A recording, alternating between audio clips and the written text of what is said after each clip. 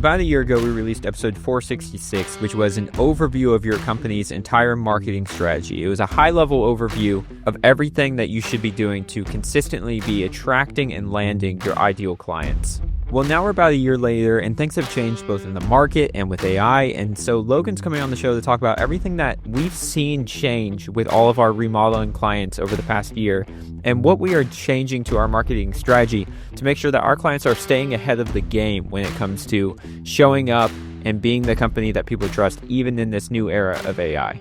So even if you're not using CGN as your marketing company, this is a helpful episode for anybody that feels like they're doing kind of random marketing tactics and they're trying a few different things, but they don't have an overall strategy and they're not sure what to do. How do they incorporate AI into the business? How do they do that while still maintaining trust with their clients? Today, we're answering all of those questions and sharing here's exactly what we're doing with our remodeling clients as a result of what we've seen. Hey everyone, welcome back to the Contractor Growth Network podcast. I'm Logan Shinholser, and I'm joined by Aaron again. So we're going to be revisiting an older episode that, just the top right, does that show low battery? No, that's a recording sign.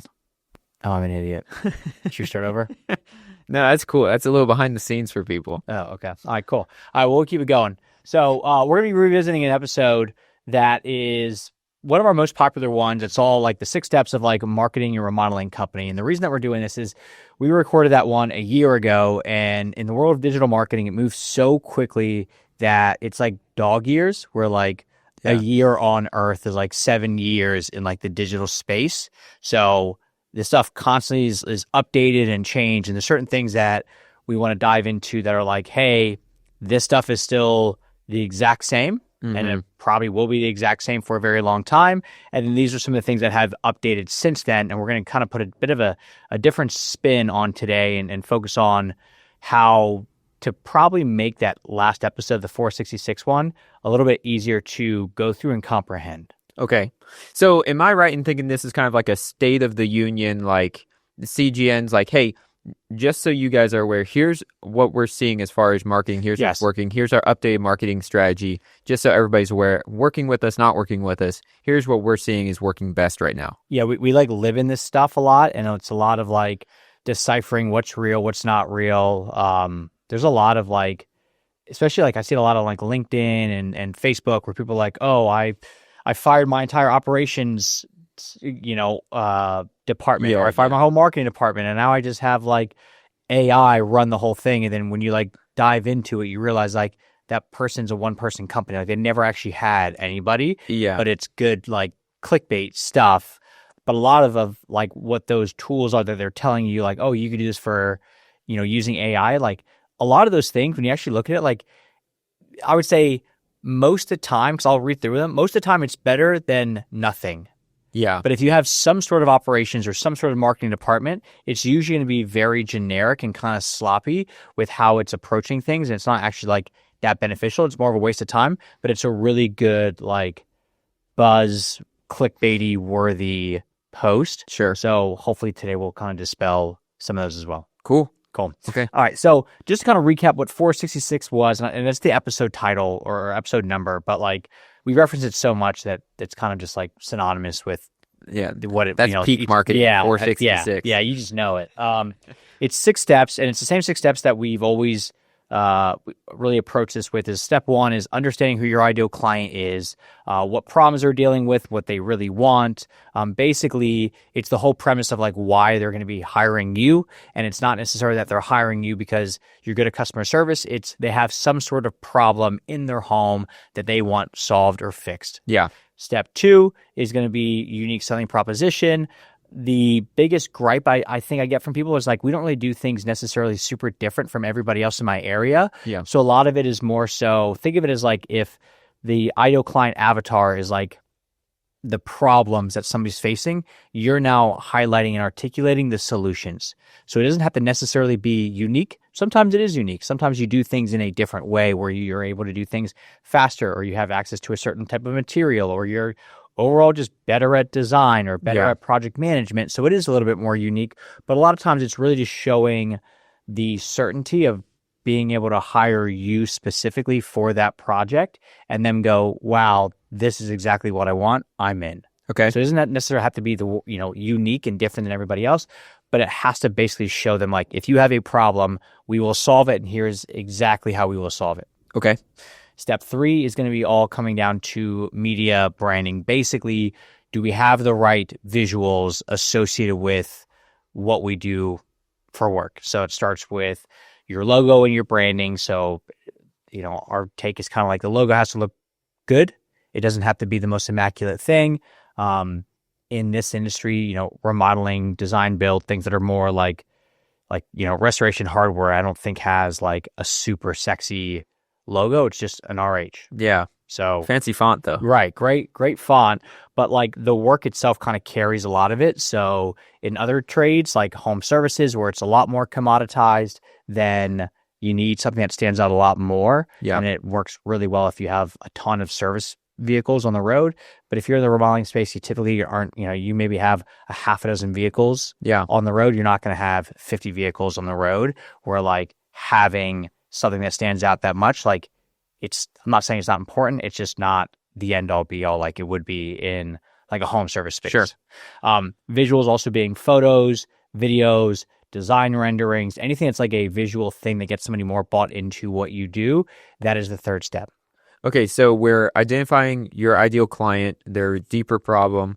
We're finding basically the solutions that we can provide that answer those specific problems, and then having media that backs that up. So it's not just our words saying what we do, but now we're proving it with our photos, our videos, our logo, our brand. Yeah, like the branding is separate from like the actual photos and videos, because like the branding is more of like company focused, while like the photos of, let's say, like the work, like photo is just like a medium. It's just a way to capture something. But like headshots of the team, that, if you show off a nice looking headshot where it looks like it was professionally done, everybody is smiling, that shows a happy team. Happy team is more trusting to be inside the home. Yep. Photos of the work itself, we've talked at length around good photos versus bad photos versus mediocre photos.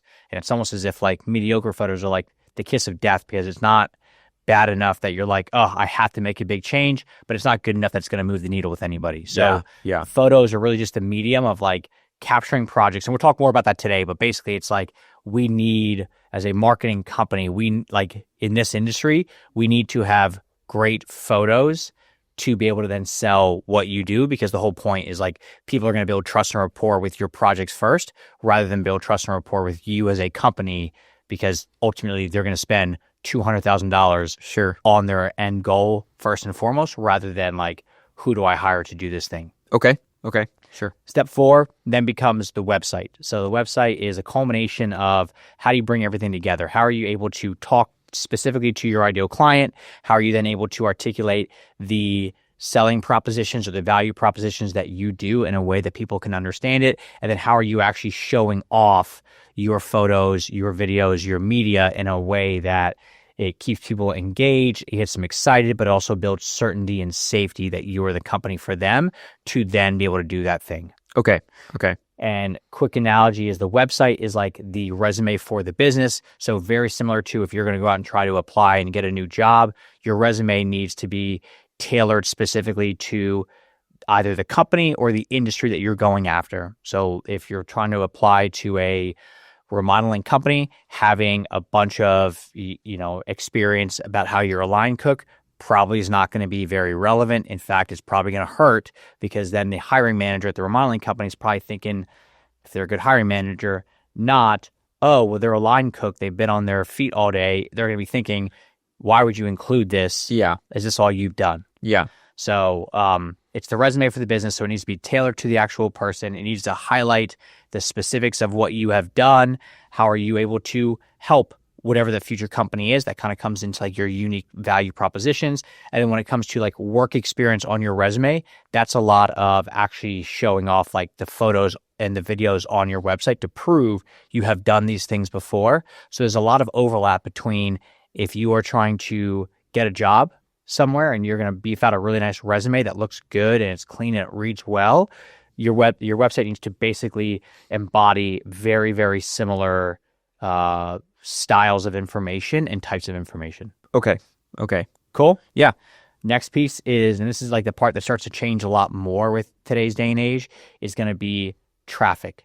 Traffic meaning, how do we actually get people back to that website? Sure. So the last episode we talked about SEO, AI search, some Google ads, things like that. But I'm basically going to break down. You have like step 5, because step 4 is website. Step 5 is going to be like, we'll call it intention-based traffic. And step 6 is more of demographic-based traffic, if you will. Higher up in the sales funnel, people not necessarily looking to buy right now. Correct. Yeah. So intention-based traffic. Traffic just means just like traffic on the road, people going from point A to point B. In this case, point B is going to be back to your website. Yeah. So we want to drive traffic back to the website.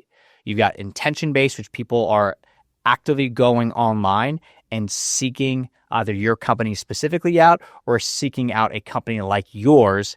And just to give you a good example, if they type in Aaron's Remodeling into Google, they're seeking out Aaron's Remodeling. Yeah. If they type in remodeling company near me, they're still seeking something out proactively. They're just now doing it not knowing your brand name, but both of those are going to be like intent-based or intention-based as far as like what the user is trying to do. Okay. So from what you're saying, we have the 6 steps that we talked about last time. We have the ideal client. We understand their problems. Our unique selling proposition speaks directly as the solution to those problems. We take all of that, and through our branding that is aligned with that, we create a website that directly appeals to that ideal client. So it's all kind of foundationally tying back to who that ideal client is and what their problems are. So making sure that we have a strong foundation there with both conceptually our marketing that it aligns with what their problems are, but then visually through the branding, the website, and the media, we are also basically proving that same message. And now you're saying the part that's changing from what we talked about last time is, now that we have that stable foundation, how do we get people into it to convert into clients? Correct, because and these shift based off of the market. So like at the time of this recording, it's a slower market where, people are still searching for this stuff, but like buying decisions are taking longer. Meaning, I was talking to a client the other day. He's like, I have about $600,000 in design right now of people that I was like, for sure thought they were going to move through really quickly. And now they're just kind of taking their time to make that final decision. Yeah. So that's part of it, is like the shift in just, I don't know, like the macro of the economy as a whole and like how people are feeling about things. But on top of that, a shift in like just typical customer journey, and like, Google is starting to shift with all the AI search stuff. Like this time last year, it was starting to become a thing. Now it's really starting to become more of a thing. And I'm sure this time next year, we'll be like, oh yeah, what was that Google thing all about? Yeah. So part of it is going to be external circumstances, and part of it's going to be just the nature of how, as technology updates and how people get used to new ways of buying things, the more that this stuff will shift. Yeah. So you have your intent-based stuff, which is going to be people actively seeking you out.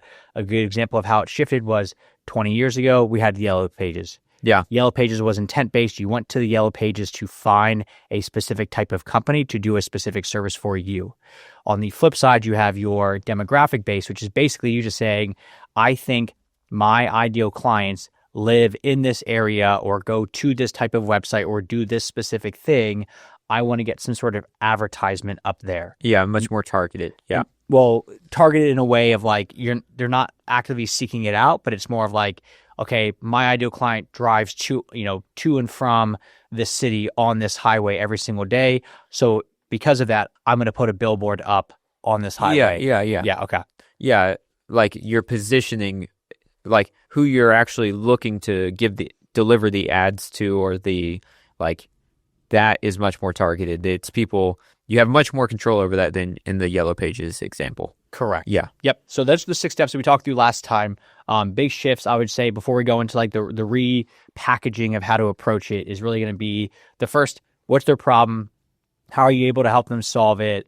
What's the media look like? And then the website does have some, so like as you kind of go from like the very beginning of like the 6 steps, which is who the ideal client is, all the way through the end, each step changes a little bit more than the previous step, because who your ideal client is, you're still, the whole point of that step is to identify who the ideal client is, what they're buying, why they're buying it, what's important to them, what's not important to them, things like that. That really is not, that doesn't change nearly as fast as the very sixth step, which is like social media ads and things like that, because that's like dependent on Facebook's algorithm. So you understanding who you're going after, and then you being able to then articulate how you specifically help them, which is step 2. Those don't shift nearly as much because you're not reinventing your systems 8 times a day like Google is reinventing their algorithm 8 times a day. Okay, so you're shifting from like those lower down steps. I mean, it's more the theory and the strategy behind everything. But as you get higher up, it's more the practical day-to-day. Here's what you actually need to do to make that happen. Correct. Yeah. Like 20 years ago, back to the, you would go to Yellow Pages, find the remodeler that you want to work with. But 20 years ago, as the homeowner, you still wanted a nice kitchen that felt like you finally made it in life. It's good for the family. It changes the family dynamic when they're in there, where everybody's like making memories, things like that. Now, the styles were different, where 20 years ago, it was like, all right, we got this peninsula island, like, let's really hammer that thing home. Yeah. And now it's more like a waterfall island. So like those styles and trends differ, but the reason that people got their kitchen remodeled 20 years ago versus now is not all that different. Yeah, you still have empty nesters, you still have growing families, you still have people coming over for the holidays. Exactly. So that's more so of what we're going through today, is just like with those shifts, how do you now, especially on like steps like 4, 5, and 6, so like the website, the intent traffic, and the demographic traffic. So website, Google and AI search, social media ads, branding, all that stuff. How are those shifting, and how do we approach that moving forward? Okay, cool. So that sounds good to me. I think my main question at this point is, how have those things changed in the last year? And then what specifically made you like think about updating basically our approach at CGN? Yeah, so loaded question. So Good. How has it changed is just people making slower buying decisions. I think the further that we come out of COVID, which was like basically like the heyday of a lot of this stuff, like that was very much like that was a seller's market, excuse me. So basically it's like if you were a remodeling company, somebody was going to, like, whether you liked it or not, they were going to hire you. Yeah. And you were just like holding on for dear life. And now it's slowed down. So now it's swung from like, hey, we know you're going to get this thing done. So, we're busy. Yeah. Take longer. It may not be as dialed in, but now it's shifting into like people are slowing down a little bit more. So as that trend happens, you're going to have to update how you approach certain things, which then also means that your marketing tactics need to stick, need to move, need to change. Sure. It's also us learning more about the tools and going, actually, this is some of the things that we are seeing.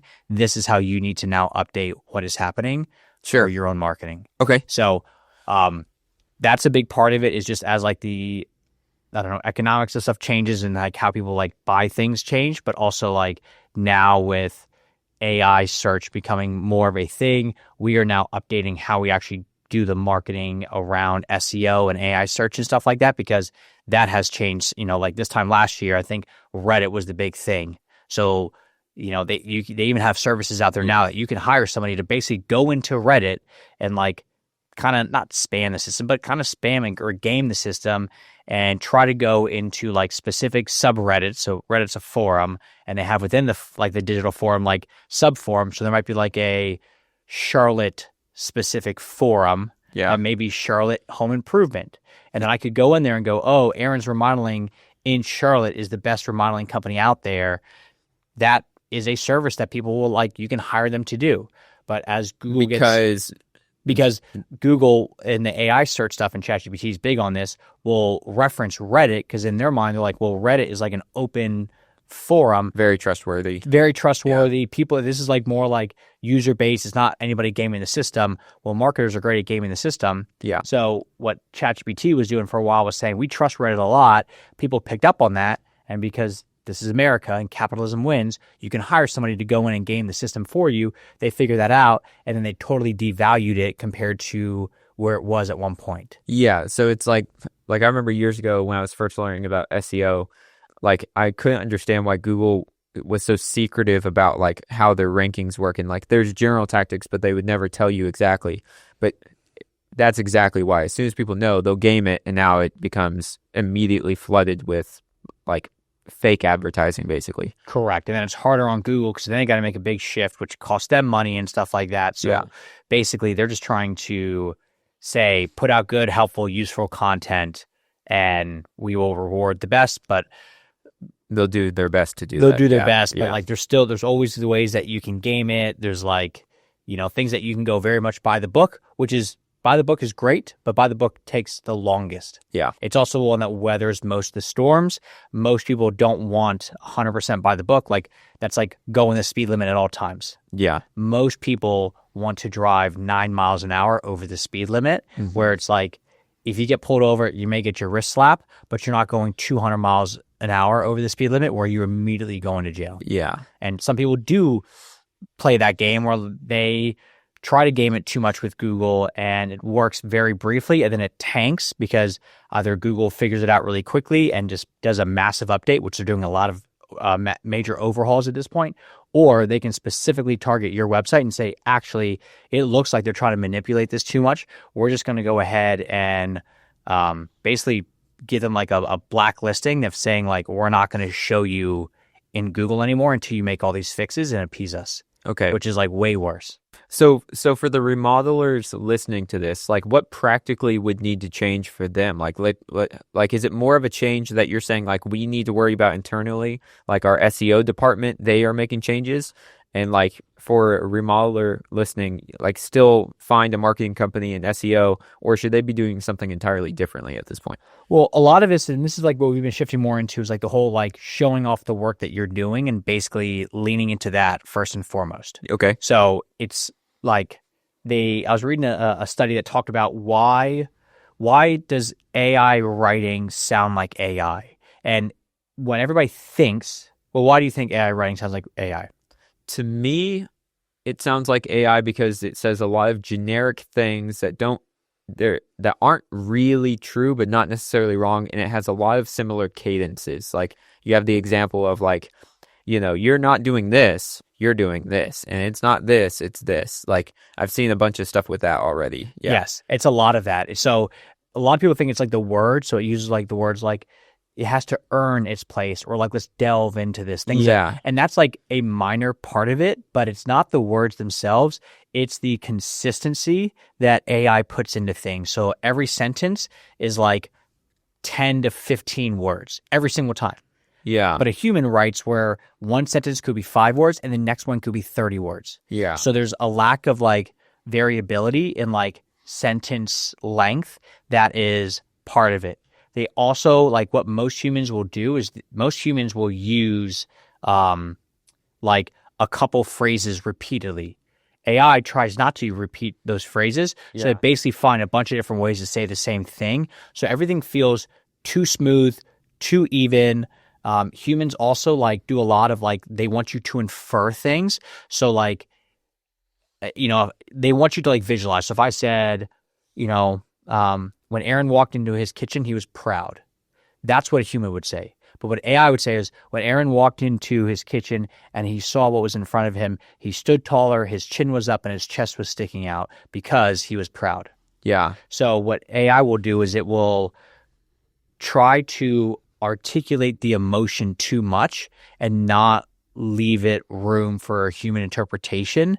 And it tries to like over describe things. And are you saying that like that's probably true at this point, July of 2026 across like the various models, or? Yes. Yeah. Okay. Yeah. Each model, like I was looking at the report I was reading was like showing each one has like their own different ways that they do it, but it's all very consistent where it's a lot of very similar stuff. Interesting. So okay. And the reason I bring all that stuff up is because with all this new shift in AI, like for a lot of people, like the AI writing has basically eradicated sloppy writing, sloppy grammar, like things that are just like at this point pretty much like inadmissible. Yeah. Like that's like when somebody submits a resume to me and I'm like, this looks terrible. Like at least put this into ChatGPT ahead of time and say, make this look better formatting wise. Like AI should basically at this point, like you should not write bad copy or not write bad things. It's just going to feel very generic,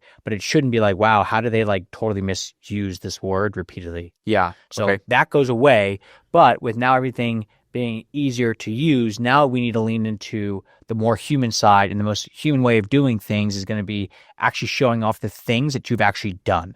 And that's the other part of what makes AI writing feel more like AI is they talk a lot about nothing. Yeah, that's the generic part I was getting on. Like, it can say a lot of things, but if you look at it, like, because it doesn't have real examples a lot of times to pull from, Yes. it just is saying a lot of vague sentences that don't reference anything that truly happened. Correct. So to get out of that, you need to basically seed it with real information, real examples, real unique thoughts, things that are not the same as what AI knows it to be.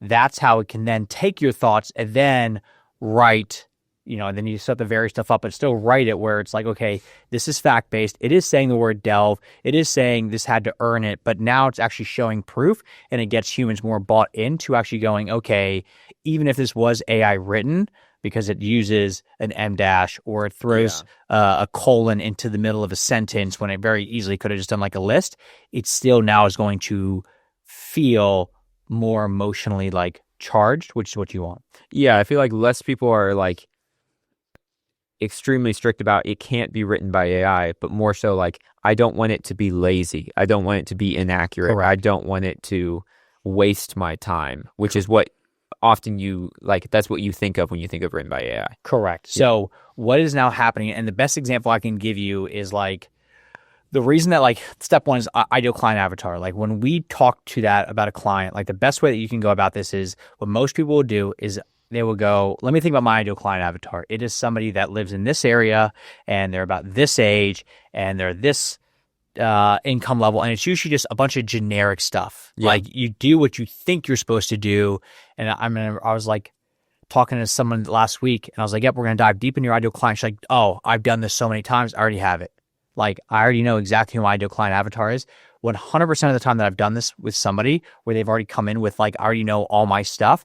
All their stuff is basically just ChatGPT giving a very generic thing that if I said, okay, great, this is quote unquote your ideal client avatar. Who else's ideal client avatar is this, from a competitor standpoint? It's going to be everybody's. Yeah, so it's like middle to upper class, mid 40s, family. Yeah. And that's what everybody says. But they don't dive deep into like the exact specifics of things. So what we do is instead we go, okay, great. Pick one individual person, like your favorite client that would fit into that bucket of what you're saying. And let's actually talk through them specifically. Yeah. And that's where we're diving in and actually gaining the right information to go, what was the specific problem that they were trying to solve? Okay. And it's not like, oh, they just didn't like their kitchen. It's like, yeah, they just moved here from overseas. They knew that they were going to come back home. Like the husband's already over here for work, but the wife and the kids are still living overseas. So his job is to basically fly back and forth. So it's like there's a whole backstory to a lot of this stuff that's like very rich in detail. Yeah, it makes it real. Okay. It makes it super real. Because then if you were able to say this entire story or take a sales call with this person and say, this is the exact problem, now build me out a story using AI with it, it's going to sound a hell of a lot better because it's going to feel more real.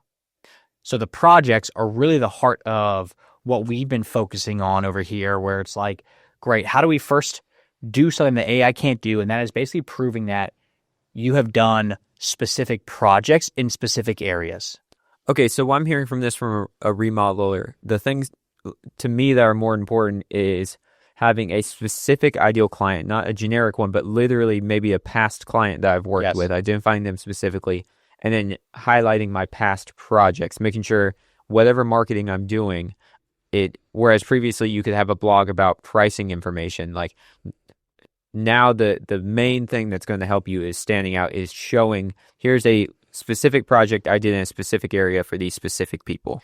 Yes. Like when we came up with like core values for CGN, like what I've done historically was like, what are good core values? I'm like, oh, punctuality. Okay. They're always on time. Or like, I don't know, they get better every day, like just generic stuff. But what we did instead was we identified, okay, who are like three people, like each of us like sat down on the leadership team and said, who are three people in the company that we really like from a culture perspective? So each of us identified three people. And then from there, we figured out the commonalities, figured out what, so like And that's what kind of drove it. So it was more of like pick specifics rather than going very generic. Okay. So that's where it's easier. Instead of going, all right, let me get a generic ICA. It's more of like, let me pick a project that we just did.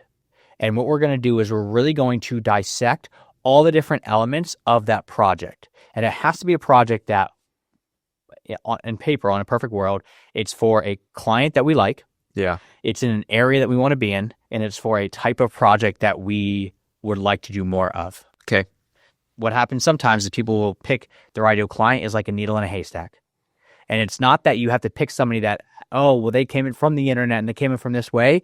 It's just that they're like, oh, this person hit the lottery and then they had extra money. And it's like, yeah, but like, it's too tough to find they just hit the lottery people. Yeah. Like, so you want to find something that's commonality, because we want to tell the story of like, this person just hit the lottery.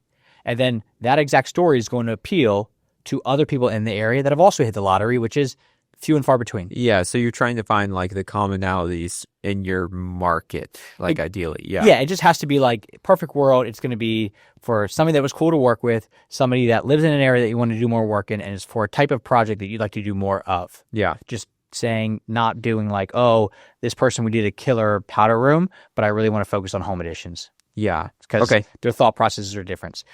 So what you want to do on that is to identify the ideal client and what you did and all that kind of stuff, is reverse engineer the whole project. So you're starting off with, first, overview. What exactly was done on that project? So what was the scope? What were the things that the client actually wanted that were unique and different? What was the process of getting there? Did we go through design? Did they like design? Talk to me more about the design. Did we do just 2D, like just before and after, as built versus after floor plans? And that was the extent of the design. Did we also then do selections, or did we send them off to a bunch of showrooms to pick out their own selections because we gave them allowances? Okay. Then let's say we did do the finishes. Did we then take those finishes and put them back into a 3D rendering that actually shows the final hyper-realistic visual of what the project looks like? Did we then add in their specific furniture that they want to move into this space or not? So all of those things, when you start to dive into the actual like project itself, starts to paint a picture of like, what did we do for this specific client that was beneficial to them? They liked it. They're willing to refer us out to other people, because that then starts to show real proof that your process on that specific project was something that other people would also probably want as well. Okay. So you're saying specifically go through and like just write this down somewhere, like essentially like go through, write it down. We do it interview style at CGN. So we interview of like, all right, like, because we used to just say, here's a form, fill it out. But now we're like, we realize you get so much more information by having a conversation around it. Yeah. Of, if I said, hey, talk to me about your design process, you'd be like, oh, I did design. We did the floor plans, we did mood boards, we did 3D renderings, and that's what you're going to type out. But if I said, okay, great, floor plans, talk to me about that. Do you just give them one floor plan as a propose, or do you give them 3 floor plans based off different layout options?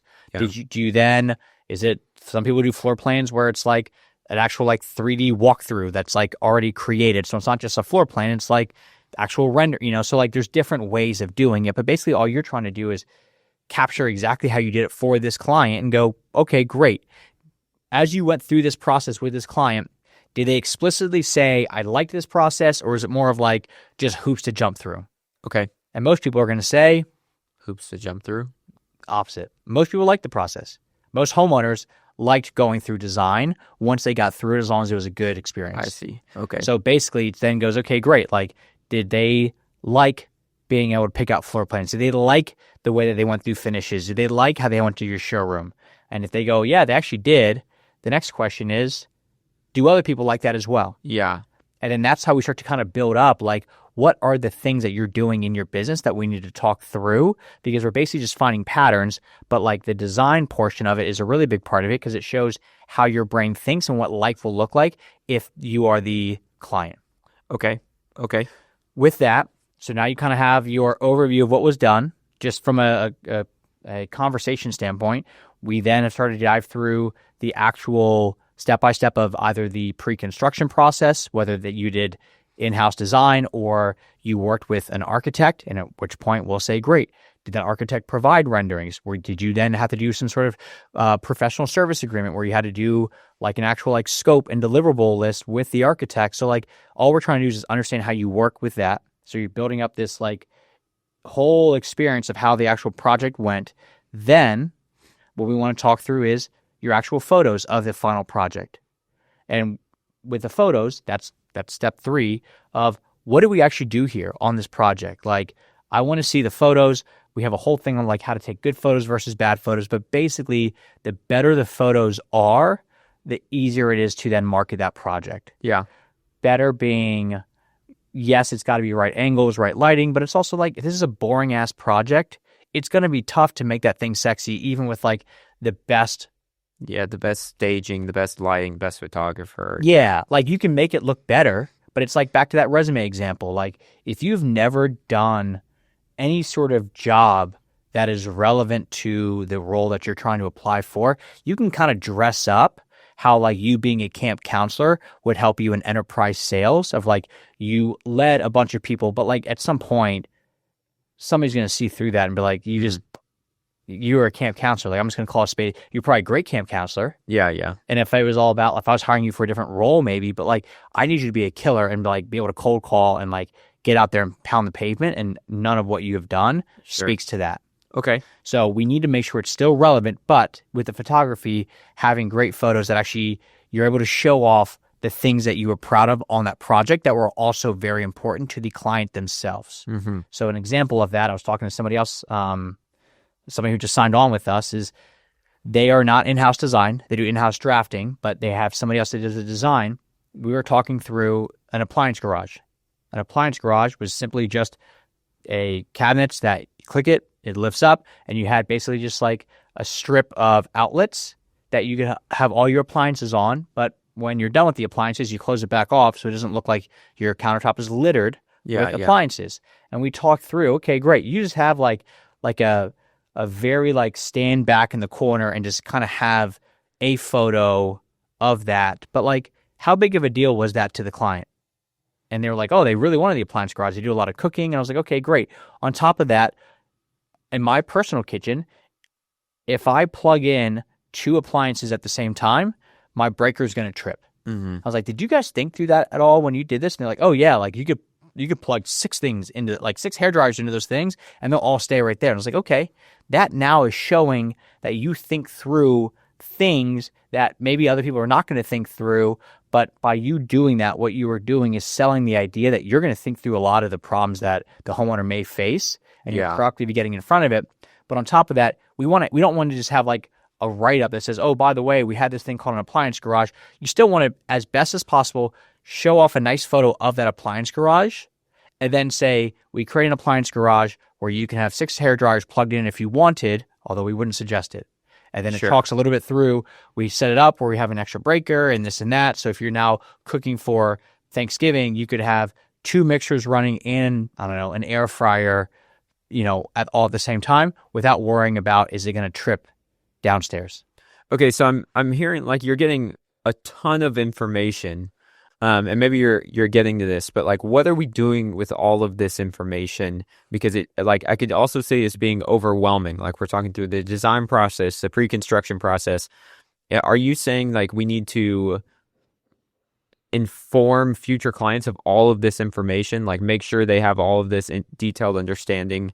Yes and no. Okay. There's ways to do it. So basically, Mark Twain had that famous quote, I would have written a shorter letter if I had the time. Yeah. So our role is to basically take tons and tons and tons of information and then whittle it down to the most important things and present it in a way that people are still going to consume it. Okay. So that is the goal of what all this information is. So basically, if you sat there and spent 45 minutes showing off these great photos and talking through your process and highlighting all these things, you now have all this great information. Okay. But for most people, they're not going to sit there and want to just off the street listen to 45 minutes of you diving through all this stuff. Some will, most won't. Yeah. So now it becomes great. We have all this great information. What do we do with it? Yeah. the main thing that we like to do with this is we like to build out these feature project pages. Yep. We have talked about that many times in these podcasts. Basically, it is a mini case study for the projects that you are wanting to do more of in the areas that you want to do more of in. Yeah. That's going to highlight the before, the process. It's going to show off the photos. It's going to have explanations of what was done. It's going to talk through pricing, timelines, what drove the cost up, what drove the cost down, things like that. But basically, in the span of 5 minutes, somebody's able to go through from top to bottom a page on your website that highlights all these things about a specific project that gets them excited about the project, but then also shows that, hey, we thought through a lot of things on this project that from a process perspective, from a strategy perspective, from a just basically like, how can we actually make sure that we get this job done the right way perspective? We thought through all these things, and here's our way of proving that we have done this on this project specifically, and we're doing it on this feature project page. Okay. Does that make sense? Yeah.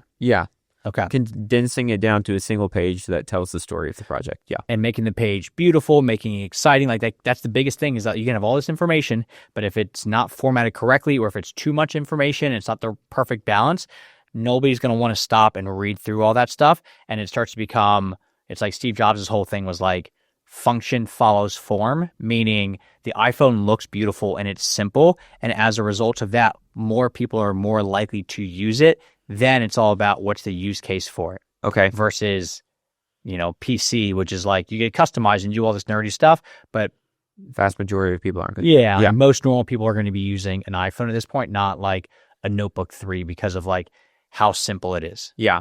Okay. So that's a big part of this. You have your feature project page. Now, that becomes almost like its own hub in and of itself, where now that we have all this information, you can then build basically mini marketing campaigns around each of those projects.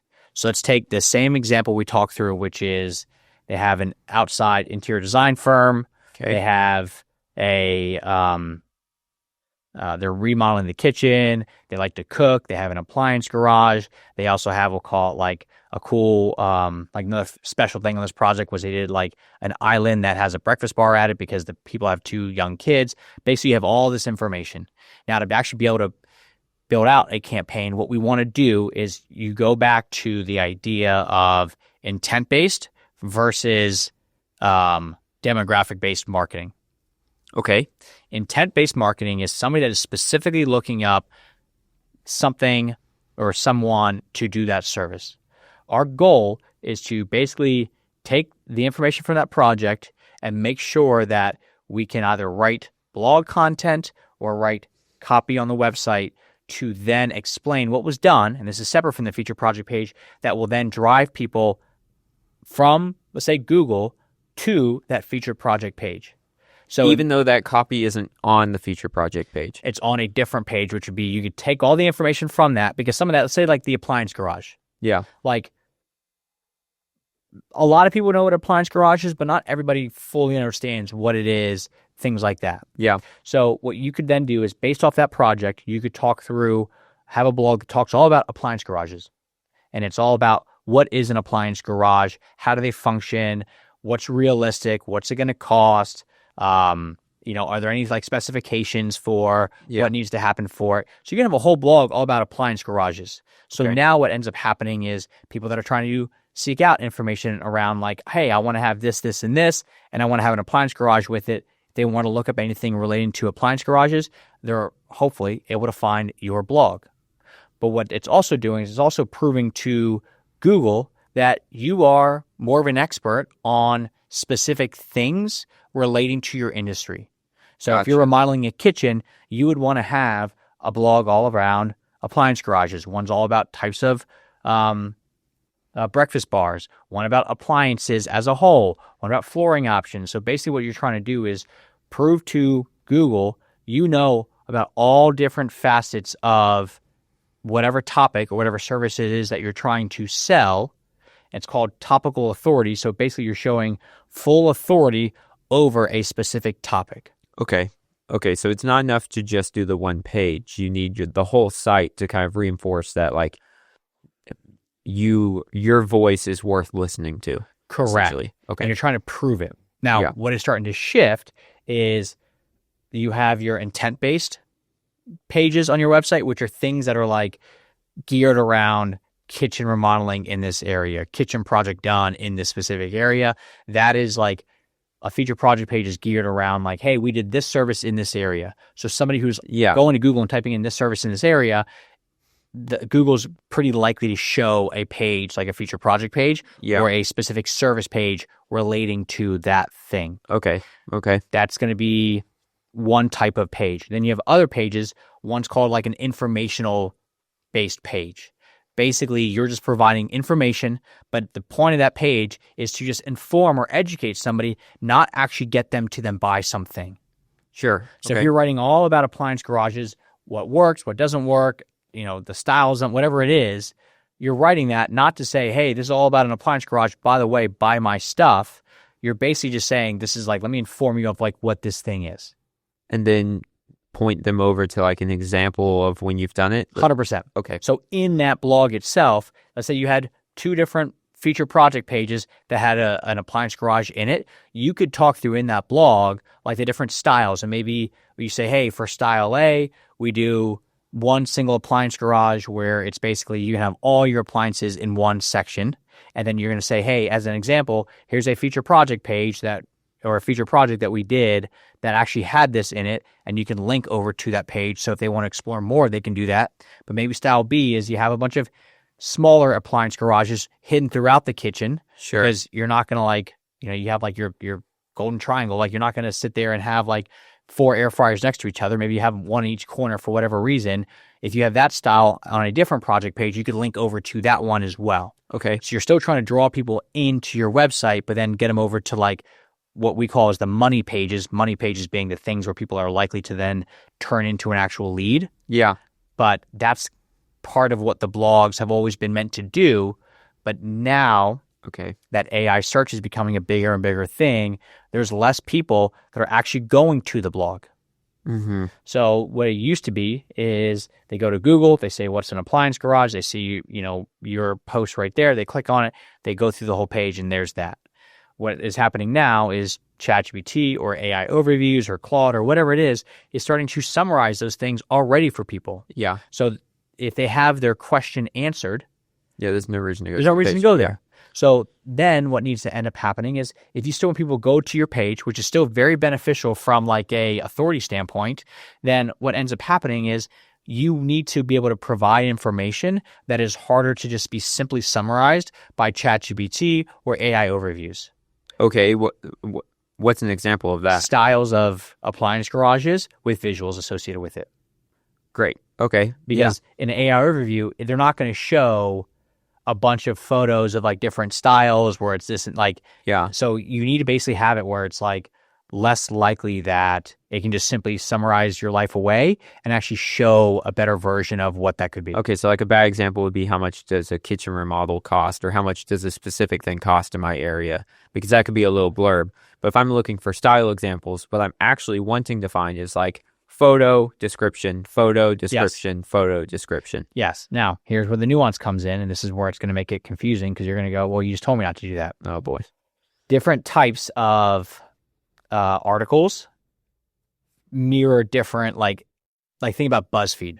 BuzzFeed's whole thing is like 14 types of restaurants that you never want to go to again. Yeah, listicle. It's a listicle, right? That's hard to summarize. But for a pricing thing, like a lot of people just want like a ballpark summary of like what this thing costs. Yeah. You still want to write about that stuff on your website because it still helps to inform people of what things cost, and you're the one that's actually informing them of doing it.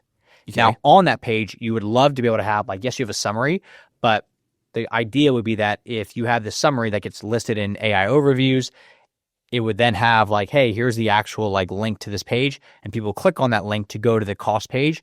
You would then be able to have like examples of like this kitchen costs $150. Here's a quick blurb why, and then here's a link to the actual page. I see. So then you're drawing them in. You're saying like, yes, on average, this is what it costs, but I can give you specific examples if you'll come see this. Yes. Essentially. Yes. Yeah. And that's much harder to just have ChatGPT write a generic thing. Yeah. So with that, so now we're going through like what blogs are still meant to be used for. Now, on top of this, let's take the example of maybe they never get to your website. Maybe they never actually go there, but they're just on their own ChatGPT and they're saying, I need to find a remodeler that can do a kitchen that is in a transitional style. I want an appliance garage. They need to be somebody that's reputable in the area, and I don't want to spend more than $200,000. Okay. What AI will do is go out and try to find and be a professional matchmaker and find people that will actually do those things. Yeah. Now, what ends up happening is AI will go out, and if we have an article that helps to summarize what your pricing is, that can help check that box of, can we even do a kitchen that's transitional with an appliance garage for less than $200,000 or not? Okay. If we simply say, here's a bunch of feature project pages, and it's up to AI to try to decipher it and figure it out, it costs AI money to crawl through more and more pages. Yeah. So you would love to have like a overview of what costs is on your website, but be able to use real life examples and link out to them. But when AI is doing this search, they're not searching for remodeling website with a bunch of examples of different projects that have this on it and this. They just want to like, hey, cost of, like maybe they deem like the criteria of like remodeler kitchen cost is under $200,000. They go, okay, I found 4 people that talk through on their website that they can do a kitchen for under $200,000. Now, once I looked through those 4 people, what I noticed was that 2 of them talked about appliance garages, so we're going to kick out the other 2 that do not. So now we're down to 2 people that have conversation on the website around appliance garages. The big difference was contractor or remodeler A, which is Aaron's Remodeling, has a bunch of different examples of different projects on their site as we've dove deeper into it. They've been in business for 4 years. They have a ton of reviews, and they talk about the different styles they build in. Transitional is one of them. Contractor B just has a generic blog post that says, we can do a kitchen for under $200,000.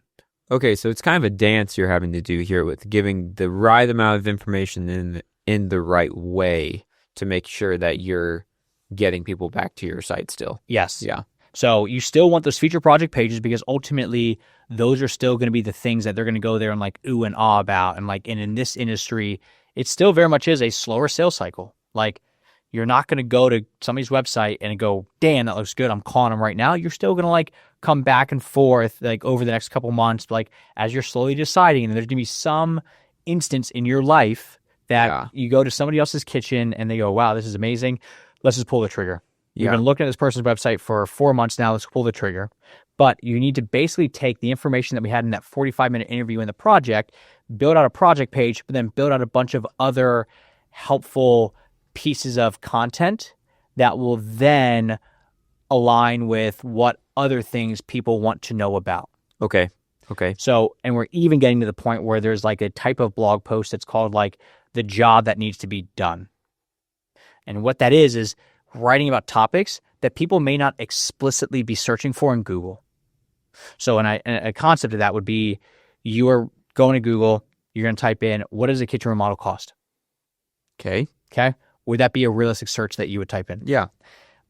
What an unrealistic search would be is, I just got quoted $150,000 to remodel my kitchen. Am I getting scammed? Yeah. Nobody's really going to search for that. Yeah, like maybe that becomes a conversation you have with an AI.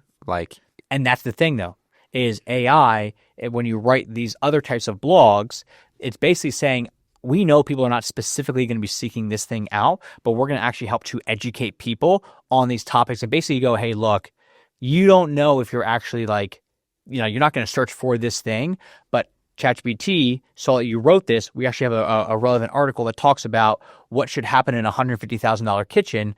Now we're able to start to connect the dots. Interesting. So it's almost like taking like the nuancy things of like, hey, I know what you're saying is, what does a kitchen remodel cost? But what you're really thinking is, am I getting scammed on a $150,000 kitchen? And guess what? We have an article for both of those things. Yeah. So that's where some of this like nuance of this stuff starts to come in, where you're trying to cover a wide range of topics, because it used to be you want to write around what's a kitchen remodel cost in Charlotte, but now you take all the information from a project and you could basically take one project, and if you do a 45-minute interview on them, tons of information. So the one that we talked through earlier would be like all about appliance garages, talking about types of, like, first off, do you even need a design for your project?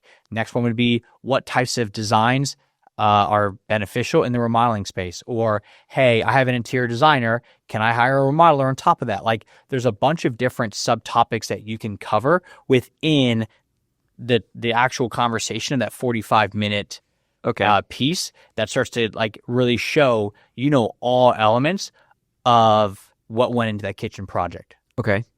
So you're really starting with that kitchen project, which again is the experience part that is hard to fake. It's hard to just have ChatGPT whip one of those things out. You're actually talking through real life examples, and that makes you unique because nobody else has those photos with that story online. Okay, so now what I'm hearing is, yes, that project is very important, and like those conversations that you're having with the remodelers about like the more intricate details of the design process and the pre-construction. What I previously said, like that was a lot. How do you actually use all of that? Essentially what you're saying is that it all gets used in all of these like surrounding articles designed for both Google and AI to bring people back to those central pages of the project. Yes. Okay. So you're basically taking one project and turning it into a ton of different pieces of content. Yeah. We've even gone through the fact that podcasting, YouTube videos, social media posts, all those also piggyback off of this as well. Mm-hmm. But like let's just call it your intent base is going to be, now we're going to write blog posts all around the information that we got from this one project with examples. Yeah. The demographic base, which is, hey, they're not ready yet. And they want, right now we did this one really cool project, younger family, waterfall island, appliance garage. We did it in, I don't know, we'll call it Long Beach, California. Okay. And now what we want to do is say, hey, everybody in Long Beach, if you got a family, whether you want to remodel right now or not, we just want to show off a project to you. That's all we want to do right now. The way to do that is you're basically setting up your social media ads that go back to that feature project page. Yeah. So now your feature project page is not just waiting for somebody to go to Google or go to AI search and find it, whether they go directly to it or they go through a blog to that page. Now what you're doing is you're practically just getting it in front of people that are living around that house that you actually did the project on, because the likelihood that, like in my exact neighborhood, I got 2 young kids. I would say out of the 15 houses on my road, half those people have kids under the age of 10. Yeah. So you kind of like live amongst each other. Yeah. So now what you're trying to do is basically just introduce yourself to the area around it, saying, hey, we've already done a really cool project that we're proud of for somebody that's probably similar to you in your area.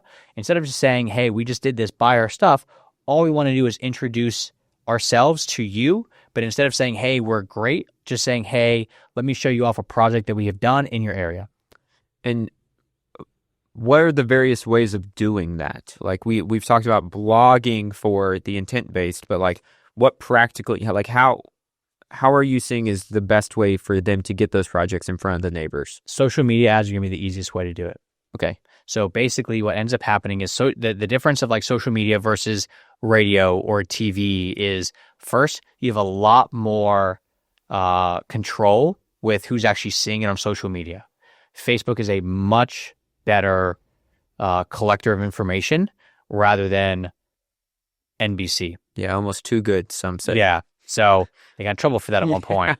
But basically it's like you are able to say, I want to get this project within a 1-mile radius of where we did this house to these types of people.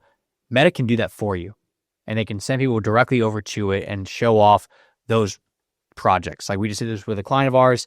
It's funny because like the actual clients, we built out a feature project page for them. We actually used like their first names on it. And then the client reached out to our client and said, hey, I don't want you to use my first name. So it shows that like the actual homeowner saw that project. Their own ad. They saw their own ad and they said, hey, you can leave it up. Looks good. But just don't use my actual like our first names. But like otherwise, yeah, because the targeting is so close by that point. Correct. It's so like, yeah, it's literally going to their neighbors and stuff. And yeah. And now all their neighbors are like, my neighbor, when we were doing our project, said, hey, after, and we talked about this, 4 or 5 months, hey, who did your project? And I'm like, there's been a yard sign out front for 4 or 5 months. Yeah. Like, just look at the yard sign. But he still texted me and said, who has done your project for you? Yeah. Versus like now, if you had an ad, he would be able to like see the ad and go, oh, this is the same company that has the yard sign out front of Logan's house, and they're showing off another project. Let me now explore it that way. Is he the neighbor, like if he's coming into his house, does he drive by your house? Every day. Wow. Yep, every single day. I was hoping maybe he was the house right before yours, so then you had an excuse of like, no. Oh. Every single day. He walks his dog at least twice a day. So like, it's not even like he's driving by really fast. It's like he just didn't stand out enough. He's just literally blind to the marketing. He knew I had a project done because of everything going on, and he knew what the project was because we talked, but he didn't know what the name was. And I was like, oh, that's a big mistake. Yeah. Okay. So now when you have social ads out in front of it, you're basically putting up all these digital yard signs all over the town or the areas that you've been in. You're not blasting it to 10-mile radius because you want to get this in a tight window and basically saying, hey, we just did this project on Ideal Way right off Freedom Park in Dilworth.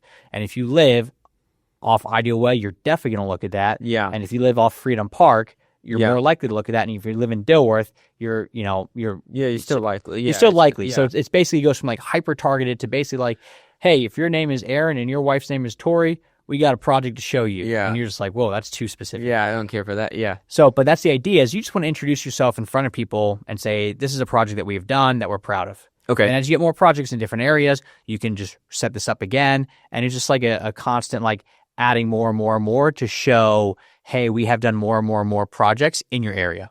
Yeah. I was at dinner and one of Audrey's, my wife's friend, showed up. She was explaining how she was getting her whole house remodeled. I was like, oh, who'd you use? And she said, person. I had no idea who it was. I know a lot of people here in Charlotte, no idea who this person was. I said, how'd you find them?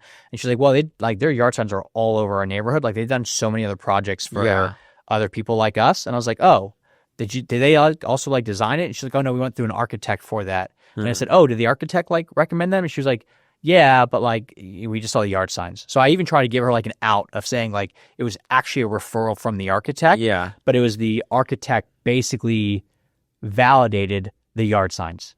Okay, so I mean, yeah. So essentially what I'm hearing you say is people just, when you finish a project in an area, like your ideal area, like you need to make absolutely sure that the neighbors and the surrounding people know that you completed the project there. It's almost like staking your claim or like putting up like a beacon, like, hey, this one's ours. We just finished one here. And then they see another one. Oh, they also did this one here. They also did this one here. And as they're seeing that, it's building up like trust that you are actively doing work for people just like them. And it seems like people are having good experiences because people keep buying. 100%. Okay. So that's where the other side of it comes in. If they're not intent-based, now they're actually like, we just want to get in front of them.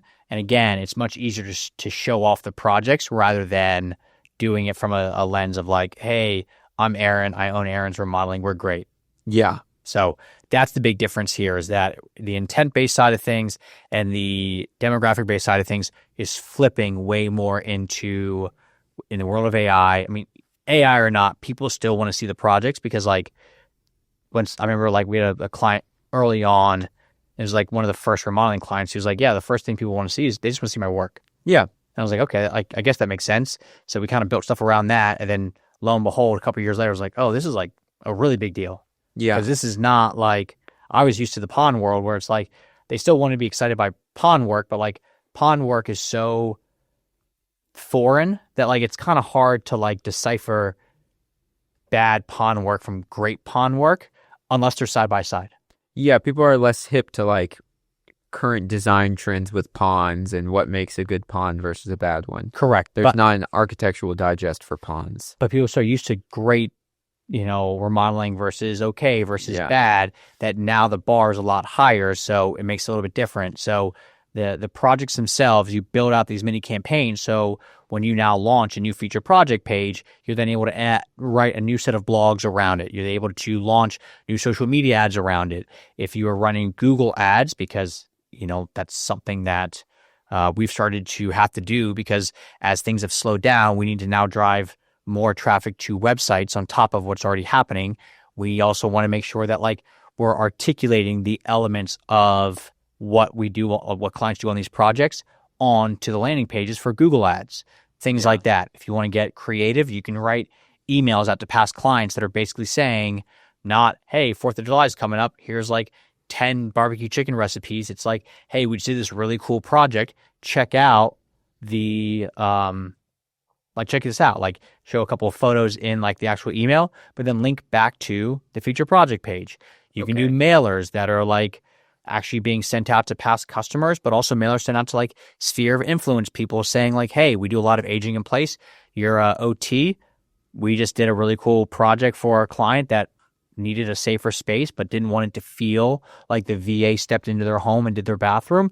Check out a couple photos of it. And by the way, if you want to actually see the full thing with a breakdown, guess what this QR code links back to? Yeah, the page. The page. So basically, you're creating these mini campaigns around the projects that you're doing because that's your proof. And then that gets in front of the next person who's similar to the person that you did the project for. They're able to see it. That then turns into a lead. You then get the project. Project then becomes complete. That project, you then go out and you get photos of it. You get videos of it. You get a review from it. Then you go back into that 45-minute interview. You sit back down. You walk through what you did, why you did it, how you did it. You just put the page back up, and you just repeat. Yeah. So the main difference I'm seeing from what we talked about in that previous episode and our previous strategy and this one is like previously, I think I've understood it as the website is the central hub, and you're almost just kind of reaching out to your general service area, trying to get people back to that. But this sounds like essentially you're trying to do that on a much smaller, more specialized scale. Like instead of the website itself being the hub, which maybe it still in a sense is, it's really more so you're doing that same strategy, but for each individual project that you want to highlight. Yes. Yeah. The website still needs to have like kind of like that blog idea where like you could show 5 different kitchens that have all appliance garages and they all have different price points. But what makes it even easier for people to understand is just also having a blog that basically summarizes what stuff costs and then links back out to those. So you still need to have like a kitchen remodeling service page, which is basically saying we do this service in this area. Yeah. And then what that's going to do is basically talk about like, these are like the way that we do it is we talk about a lot of problem solution. So like with a kitchen, there's typically 3 main problems that people have that makes them want to redo their kitchen. It's either aesthetically unpleasing, it is not functional, or there's bad storage options. Yeah. So what we want to do is instead of saying, hey, if it's ugly, we make it look better. If it's not functional, we make it more functional. If it has like, we actually want to show proof of what we did to say, if it's ugly, here's a specific project where this was we build in the transitional and the modern style. We can do mid-century modern, but here's a couple examples of projects that we have done. By the way, if you want to explore more of those projects, here's a link to the feature project pages. Yeah. Yes. Okay. So it all kind of, you're basically summarizing throughout the rest of the pages all of those things to make sure that if somebody just wants the high level information, they can find it. And that's still super relevant for Google and AI search. But at the end of the day, it is hard to fake experience. So you need to have those project pages. Like the analogy that we've been talking about here at CGN is like, we used to look at like the project pages as like a thing. And then we moved into like, well, it's kind of like in a football game, like it's the quarterback. But in reality, like the feature project pages are like the football, where like the whole game can't happen without the football. And in this case, the whole flywheel of everything can't happen without those project pages and the information with it, because that drives everything else. Okay, so I'm seeing the bigger picture here now. It's like this is almost like the antidote to like AI slop, essentially. Like everybody's marketing the business, everybody is writing blogs, everybody's doing all this generic content. The only way at this point to have a meaningful separation between you and somebody else is being able to stake your claim on, no, this is an actual thing that we did in your actual neighborhood. Correct. Yeah. And it makes it so much easier. And that's like, we've even been like very guilty of like the AI slop stuff, because it's a lot of like, hey, I get it, but this is what's ranking on Google. Yeah. But as we're starting to see the writing on the wall, it's like, okay, we can't, like, we're going to have to slow it down and do less things, but do them better and make them more specific. So that's where like we have that whole like CGN client brain that we have talked about on like the AI podcast, but all the information that gets fed into it is going to be the information from the feature project pages, because it's really, yes, it's about that specific project, but it's really more about what are those things that you did on that project, because that kind of starts to play out like, what are the specific things that you do in your business, and it just happens to be that you do the same style of design on every single project, that then is what drives the information for the design page. Yeah. Like we have on our websites, we have that like what it looks like for in your homepage, and it talks through like these are the major concerns that most homeowners have.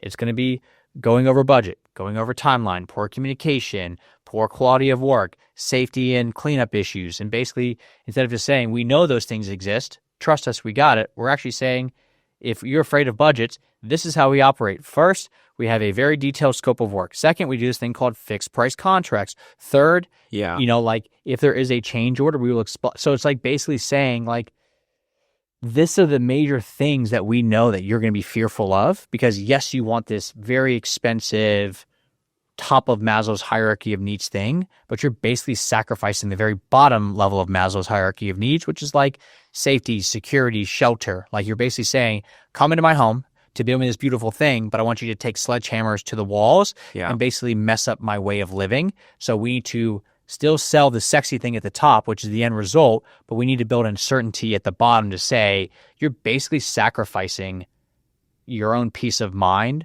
for a certain period of time to get to the beautiful end result. That's not even like, it's not going to make or break your life. Like you're not going to be on your deathbed going, God, I'm so glad I went with, a Zalige tile pattern in my bathroom. You're not going to do that.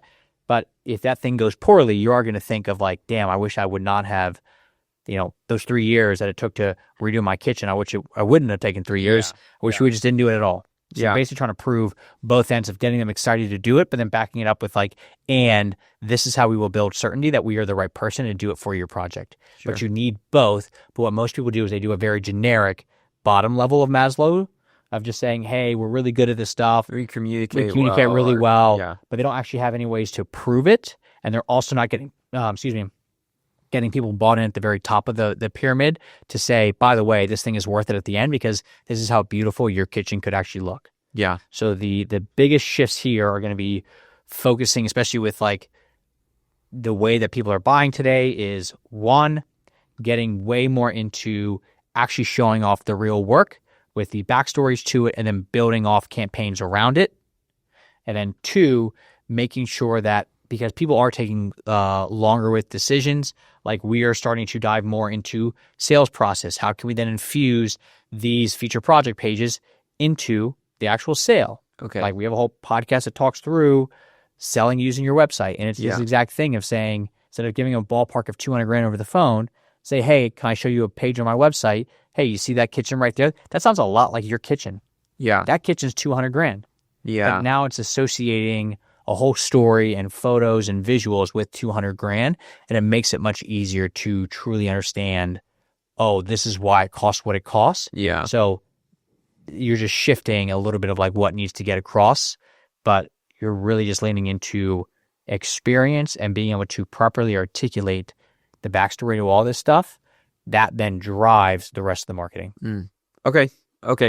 So, I mean, just in general, it's a much more specific approach around your featured projects. Like it's, like you're saying, like those have just become more and more important over the years. Because it's hard to fake. Yeah. Cool. Yeah. All right. Is there anything we're missing? I don't think so. I think that seems like that makes sense in the world of AI that would be the solution. Yeah. Just getting more real with it. So yeah. Cool. All right. Well, hopefully that's helpful. It's, if you want to dive deeper into any of these different elements, episode 466 is like a good, like it goes through each of those 6 steps in like a bit of a different way than we talked about today. And then each of like the subsequent episodes, like 467, 468 dives into like ICA and USP even more in depth. Yeah. So each of those concepts and gives it a whole episode. Correct. Yep. So there's a good top level overview of like, this is how the flywheel is spun, but it's all geared around, if you do awesome projects, you're in a very good spot for all the marketing stuff. If you do very generic projects, it's going to be tougher. Cool. See you guys next time. Yep.